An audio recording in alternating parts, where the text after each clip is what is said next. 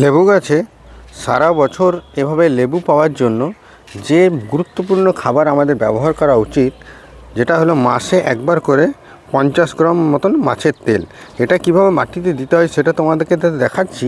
তার সাথে আমি বলবো, তোমাদের যাদের গাছে এখন লেবুর ফুল এসেছে তারা কোনোভাবেই কোনো রকম নাইট্রোজেনযুক্ত সার দেবে না, কারণ নাইট্রোজেনযুক্ত সার দিলে গাছের নতুন গ্রোথ স্টার্ট হয়ে যাবে এবং সমস্ত ফুল পড়ে যাবে।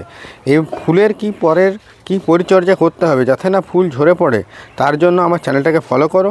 যদি ভিডিওটা ভালো লাগে তো ভিডিওটা অবশ্যই একটু শেয়ার করবে। চলো দেখে নাও এটা কিভাবে দিতে হয়।